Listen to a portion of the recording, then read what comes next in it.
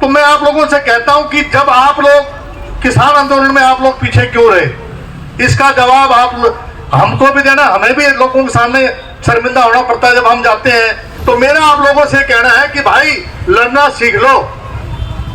अगर संघर्ष करना है तो लंबा संघर्ष करने की इस बात में सोच लो कि हमने लंबा संघर्ष करना है। मैं आपके साथ तन मन धन से आपके साथ हूं। जिस नेता को आप चुन के भेजते हो उसके साथ विधायक जितने भी हैं वो टांग खींचने में लग जाते हैं। भाई कप्तान की तो हुड्डा से लड़ाई होगी, अब एक की टांग खींच लो। अब मैंने सफर किया है, मुझे मालूम है किस प्रकार से 3-4 विधायक थे, सारे पार गए, कोई साथ नहीं रहा, अकेला रह गया मैं। जी ने एक बात रखी आपके सामने कि 2 बात है, या तो जमीन आपने देनी है या आप चाहते हो कि बिल्कुल जमीन ना दो। तो पहले तो निर्णय ये होना चाहिए कि हमें जमीन देनी नहीं, तो ये निर्णय कर लो आप। क्योंकि मेरा ये मानना है कि आप लोगों को, मेरे बीच में भाई रण सिंह मान जी दादरी साहब, मेरी उनसे बातचीत हुई थी आज से करीबन 6 महीने पहले, जब ये किसान आंदोलन चल रहा था। तो मुझे कहने लगे भाई आप अलग चलाओ कि किसानों के मामले में आपका इलाका ठंडा क्यों पड़ा हुआ है। हमारे यहाँ पंजाब से लोग मसानी बराज के पास आके टिक गए, आके उन्होंने अपना वहां कैंप लगा दिया, वहां धरना किया वहां पर। और हमारे यहाँ के एक सांसद ने वहां पर हमारे आदमियों को लगा कि भाई यहाँ बहुत हमें दिक्कत हो रही है, और उनको वहां से उठा के और राजस्थान बॉर्डर भेज दिया। तो मैं आप लोगों से कहता हूं कि जब आप लोग किसान आंदोलन में आप लोग पीछे क्यों रहे, इसका जवाब हमको भी देना। हमें भी लोगों के सामने शर्मिंदा होना पड़ता है जब हम जाते हैं। ये रोहतक वाले और भिवानी वाले आके क्यों हैं? क्योंकि वो अपनी छाती अड़ा देते हैं जहां बात होती है। बावड़ में अगर जमीनें इन्होंने वापस ली तो इसलिए ली कि इन्होंने जाम किया आपके हाईवे को, और ये परवाह नहीं करी कि भाई हमारे पे मुकदमा बनेगा या नहीं बनेगा।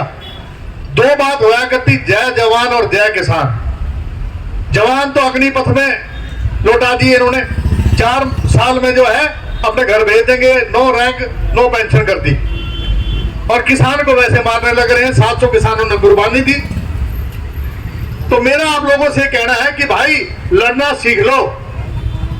अगर संघर्ष करना है तो लंबा संघर्ष करने की इस बात में सोच लो कि हमने लंबा संघर्ष करना है। मैं आपके साथ तन मन धन से आपके साथ हूं, हर तरीके से साथ हूं। और भाई मैंने तो भूमि अधिग्रहण के ऊपर ये सोचन जी रहे, और आपका भाई वो मानेसर वाला क्या नाम था उसका, है ओम प्रकाश, हमने जो है ये लड़ाई लड़ी, सोनिया गांधी से मिले, राहुल गांधी से मिले, और भूमि अधिग्रहण एक्ट पास करवाया।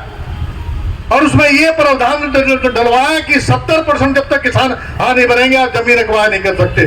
चाहे मैंने अपनी फाइनेंस मिनिस्ट्री खोई हो, लेकिन हमने आपके इस मामले में सरकार से भी हम टकराए कि भूमि अधिग्रहण एक्ट जो 2013 का पास हुआ था, उसके मुताबिक जब तक 70% किसान नहीं भर सकते आप जमीन को हाथ नहीं लगा सकते।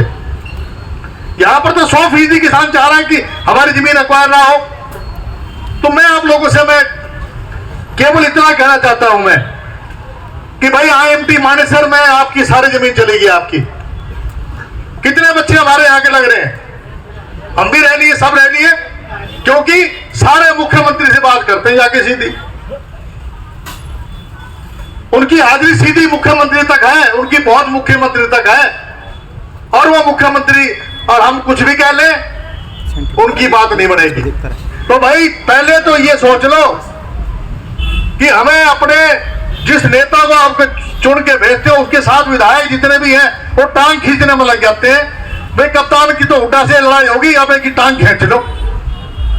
अब मैंने सफर किया है, मुझे मालूम है किस प्रकार से 3-4 विधायक थे, सारे पार गए, कोई साथ नहीं रहा, अकेला रह गया मैं लड़ता लड़ता। और 2014 का चुनाव हारा, 2019 का चुनाव हारा। लोग कहते हैं जी मैंने यूनिवर्सिटी बनवा दी अपने वहां लड़के, आपके यहां यूनिवर्सिटी में नहीं है। काकोला में यूनिवर्सिटी बननी थी, क्या यूनिवर्सिटी बन गई वहां पर? क्या डिफेंस यूनिवर्सिटी बन गई आपकी यहाँ? तो जब तक आप संघर्ष नहीं करोगे, जब तक आपके यहाँ नेता लड़ेंगे नहीं, मुख्यमंत्री से हमने लड़ाई लड़ी और डट के लड़ाई लड़ी। आज भी कई कहते हैं अभी कांग्रेस में मुख्यमंत्री कौन बनेगा? मैं कहता हूं मुख्यमंत्री बनेगा सामूहिक रूप से बनेगा, जो सारे, मैं किसी का पीछे लगू आज भी नहीं हूं, ना आगे था ना पीछे, ना आगे रहूंगा।